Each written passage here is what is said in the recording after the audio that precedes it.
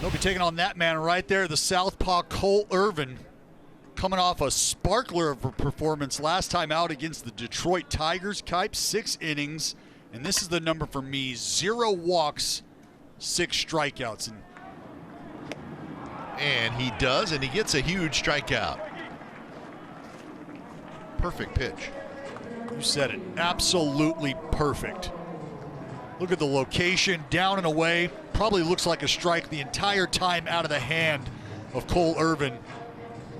Get a couple fastballs up. You think you got to protect. Crowd this lefty. And he did, and that's a good fastball. So Irvin makes a good pitch to get Stewart, and the Orioles strand a pair in the bottom of the first. Lopez has nobody to blame but himself right now for this jam. 2 walks and a wild pitch, and runners are at second and third and nobody out. Hit hard, right side, backhanded, throw to first, and that should get a run home, and it does. So the A's lead 1-0 on the RBI groundout by Seth Brown. Touch it with 2, as they say. Put it in play. And Piscotty drops a base hit into left field. That will bring home Murphy. And it's 2-0 the A's lead. So a nice job of hitting by Piscotty as he had to stay back on what looked like a breaking ball. Just leap right into the netting. That's right. And there's an off-speed pitch, and it's a strikeout. So Severino goes down swinging. Cole Irvin's starting to feel it a little. You know what I mean? Gets the wiggle from Murph back there. 4 fingers, shake him up. Pull that string, lefty. Severino. Fish are biting, Kipe. And a high fastball. Quick work for Cole Irvin. Couple of easy ground balls and a strikeout. Irvin's been good so far. 2-0 A's. Cole Irvin has been tough so far. Yeah, the leadoff hit by Mullins, the only hit in the game for the Orioles. And there's an infield hit for Michael Franco. Andres went a long way just to get a glove on it, but no chance to make a play. Well, the curveball, we thought Mountcastle almost hit one of those out. That's the pitch that probably more hittable, even though the numbers don't show it coming in. He had only thrown, what, about 4 or 5 of them. DJ Stewart struck out his only at bat back in the first inning. Very short lead. Actually went back to the base. Bounce down to first, to second for 1. Yeah, and nobody there.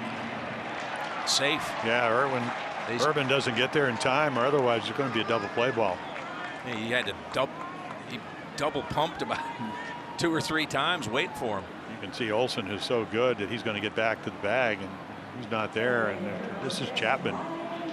Gets the ball, and he's got a rifle arm. He just throws it and almost throws it by. Gets Mountcastle to play to the ball's 2 strikes. Stewart at first. There's a line drive, base hit into center field. Stewart around second. He'll hold up right. Oh, it gets away from Laureano. Stewart advances, so does Mountcastle, and the Orioles have the tying runs in scoring position. Nice play coverage right there. That's the changeup. So he does cover the outside corner. Laureano just runs right by it. Always want to stay below the hop, even if you're an outfielder.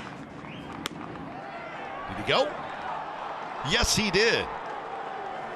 So a big strikeout as Severino strikes out for the second time. 5 Ks for Cole Irvin. Laureano drives one left center field, and that baby's gone. Second home run of the year for Ramon Laureano, and it was another hanger. Would you spin a little bender up there for me? Let me get on top. And he does. Speaking of that warehouse out in right, Kipe. Pack your bags. All aboard. Next stop, Pound Town. Pedro Severino struck out both at bats against Irvin in this game. And the Orioles have him loaded with nobody down. 3 straight hits.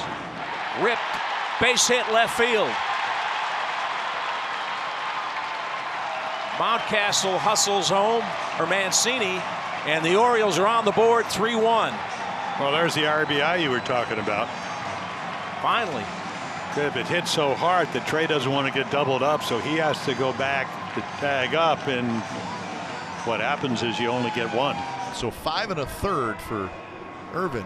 Those 93 pitches, a walk and a strikeout. And here's your Smiro Petit. He just got dropped into the middle of a tough situation. Freddie Galvis on the first pitch pops it up. That is huge because Freddie Galvis is a tough out. So here's Ramon Orioles. Bounce to short. And that'll do it. How about Yusmeiro Petit? That's what he's all about. There are 2 outs here in the bottom of the 8th inning. So the hitter is Freddie Galvis. He's 0 for 3 in the ball game. And there's a liner, and Chapman reaches out, makes the catch, and that will do it for the Orioles in the 8th inning. So bottom of the 9th inning. Diekman has 1 save this year. Diekman's got 1. Trevino's got a couple. He'll face righty, lefty, righty here. Jake Diekman. Righty's hitting 111 against the southpaw lefties, 385. Here's Urias. Urias is 0 for 3. Couple of groundouts and a pop out. And he stayed with the fastball. Why not? No chance for Urias. He swung at a couple pitches well out of the strike zone, and he was overmatched. I couldn't agree more, and I think flailing might be an accurate description of what those last 2 swings look like. So the only right-handed hitter they have on the bench is Ryan McKenna, who's a rookie. So it's about that decision. Do you want to match up offensively? Do you want to match up with your bullpen arms? Mullins pops it up, and that is out number 2. Hayes is 0 for 4 with 2 strikeouts.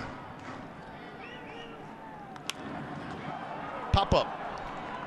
Laureano hustling in. He's going to get there, and he's got it, and that's the ball game.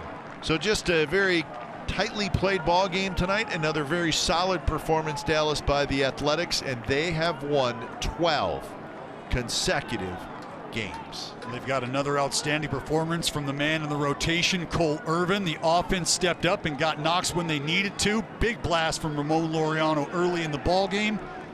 And it really does feel like the A's are hanging 10, maybe 12, really riding the wave.